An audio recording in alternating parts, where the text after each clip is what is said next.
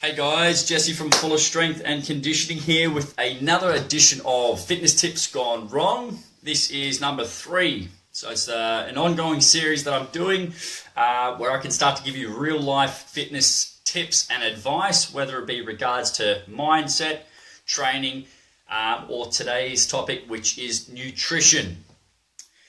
Now, first of all, I want to sort of run through a main concept, a big global concept, and this is the fact that nutrition gets taken out of context a lot and that people polarize diets left, right, and center. So on one side, you might have someone saying they're pro carbohydrates and then one side saying anti-carbohydrates.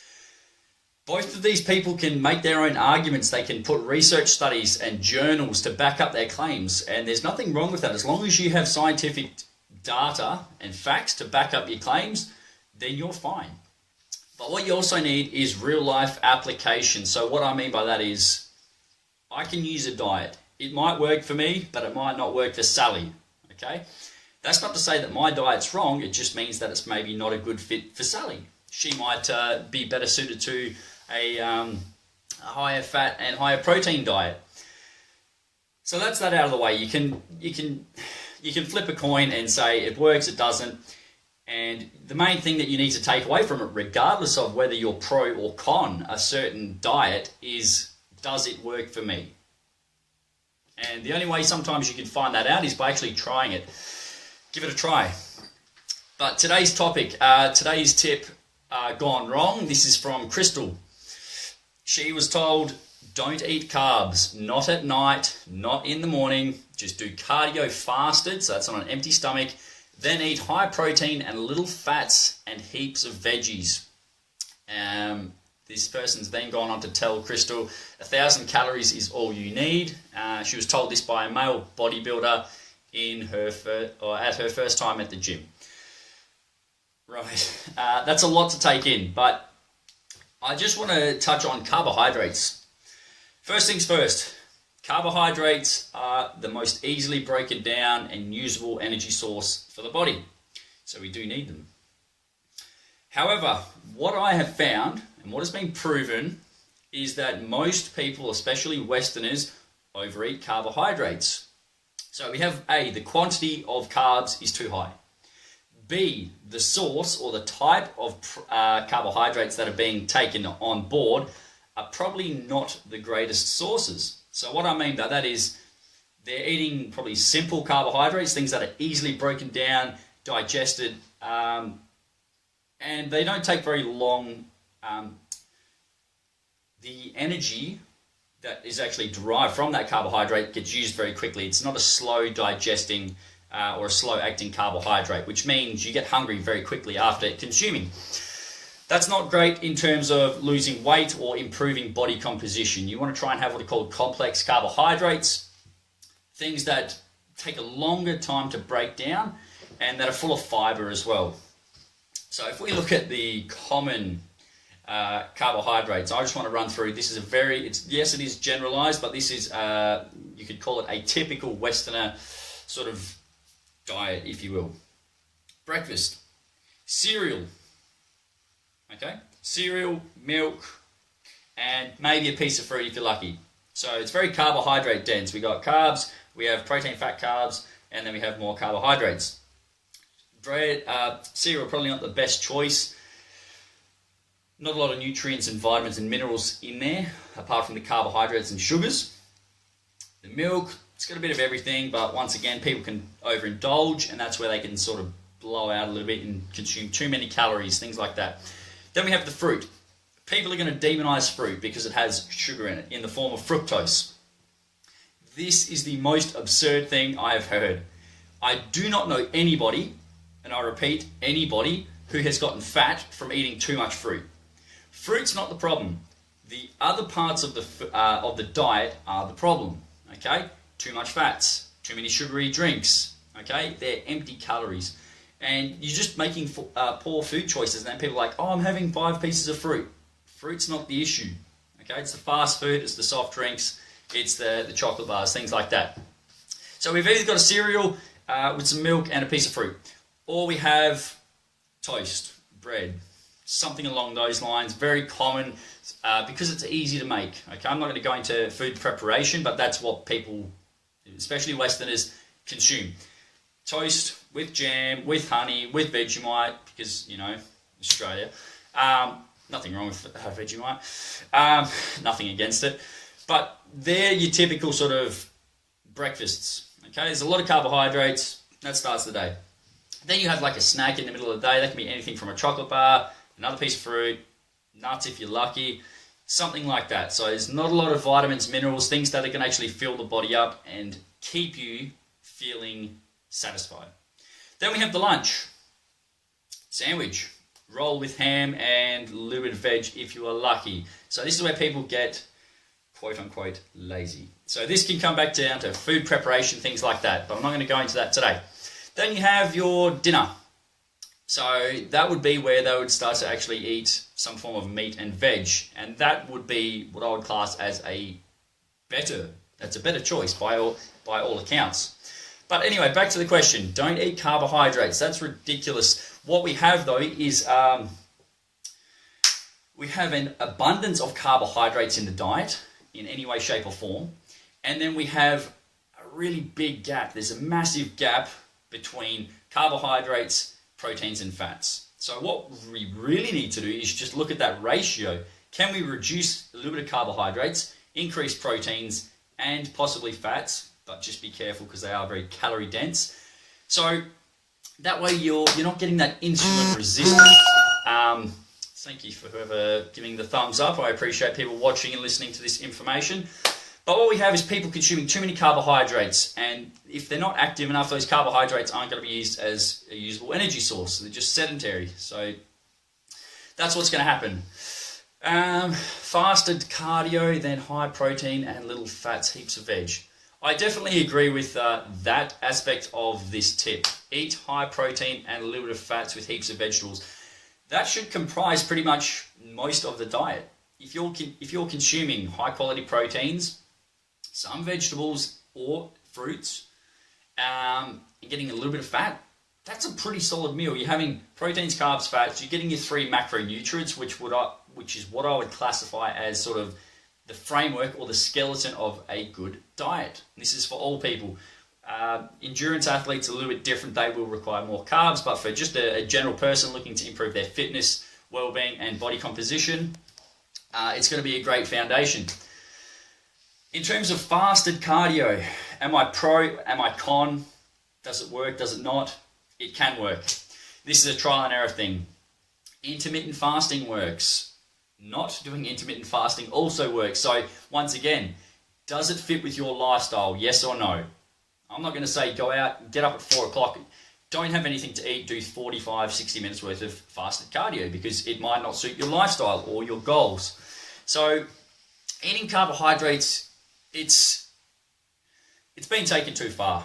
Basically, carbohydrates are fine, but if you can get them from good sources, okay, and I put this out in my newsletter the other day, so I'm not going to go through all of the sources. If you want it, let me know, and I'll send you that newsletter so you can read through it, and I go through the 4 categories of carbs.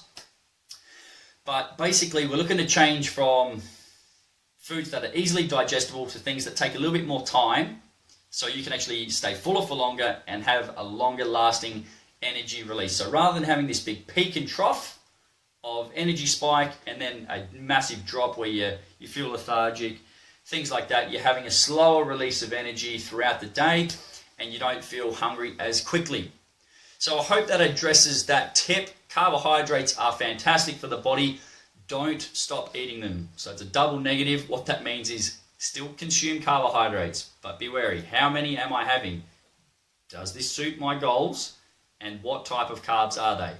Okay, if it's a chocolate bar, then can we transition that out for something else? It's just about making better health choices, okay? It's not to say, you don't have to demonize it. It's not saying, I'm going cold turkey, I'm having no carbs. Because that doesn't work for most people. That approach, it can work. It has worked. But can you keep it up and can you maintain that for the rest of your life? If the answer is no, that's probably not the best choice for you because you're going to get some results, you're going to fall off the bandwagon, and then you're going to be back where you started. Okay? So I think I have addressed that. In terms of calories, 1,000 calories is all you need. I do want to actually address this, so this is going to take a couple minutes. Do you need to calorie count? No. Can you find strategies to get better results, i.e. lose fat, get fitter, faster, stronger, and maintain them? There's much better ways than counting calories, but it does work. It really depends on what type of lifestyle and what strategies you want to use. There's great apps like MyFitnessPal, but it requires a lot of time and detail to actually process and put every piece of information in there. You had an orange juice, how much? What brand? Okay, you had a piece of fruit. Was it one piece? Was it two pieces? Was it X amount of grams? So you can count calories. It's not essential, but it can work to create a calorie deficit, and it is a good way for you to understand the energy balance side of things. So if you're having a Mars bar, how many calories is it? How many grams of fat? How many grams of carbohydrates? So forth and so on. 1,000 calories, way too few. You need a lot more than that. That's a very generalized response. But what people need to learn and understand is that reducing calories is only going to work until it doesn't. So here's what I want you to understand and I want you to think about. Let's say you weigh 100 kilos.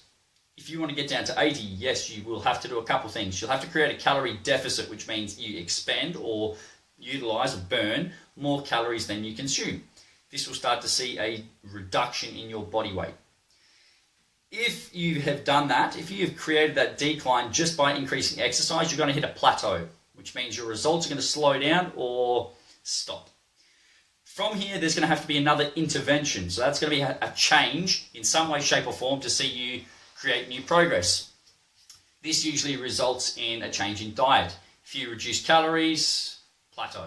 Reduce calories, plateau. Reduce calories, plateau. What will happen is you're going to get to a point where your calories are very low. And if you want to still train hard, build muscle, so this isn't to get massive, this is to get definition and muscle tone. If you want this to occur, you actually need more calories than the body needs. Okay? Reducing calories makes the body become more efficient. You're having to hold on to calories. You're having to hold on and use as few as possible. Okay? That is not the greatest way to go about it. You want the body to become inefficient. You want it to burn more calories at rest, not less. And you do this by increasing your exercise frequency and or intensity. So that's how hard you're working.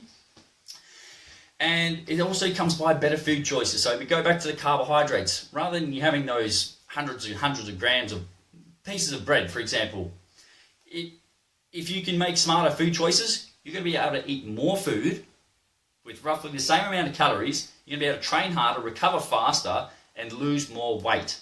So that is how you actually stoke the metabolism. Make better food choices, increase your training intensity or frequency, allowing you, once again, more carbohydrates, not less, but better choices. And you don't have to starve yourself. You don't have to cut calories down so you're eating pieces of lettuce all day. That's it's not the greatest approach, I've found. I don't like lettuce. It doesn't fill me up. It tastes like water because maybe half of it or more is comprised of water. But you can see where I'm going with it. Everyone wants to cut calories, cut calories, cut calories. Why not increase calories? Okay, it's not to say you need to get massive, but if you can make smarter food choices, you can train harder, you can build more lean muscle mass. The more muscle mass you hold, the faster your metabolism. So that means you're burning more calories as you're sitting down, as you're sleeping, as you're sitting there at work, typing away on your computer, you're burning more calories. That's a bit of a rant. I'm going to start to wrap this up here. If you have any questions, if you are watching, comment quickly below because I'm just about to jump off. But the moral of the story is carbohydrates are not bad for the body. They are essential, but try to get the majority of them through whole foods, okay? So the least amount of processing possible, okay? Fruits and vegetables are your friends. Eat more vegetables than you do fruit. Fruit is not bad. Fruit is good in moderation, just like everything. Fasted cardio, it's up to you whether you do it or you don't. If you haven't tried it, give it a go. See what happens. Give it 4 weeks minimum.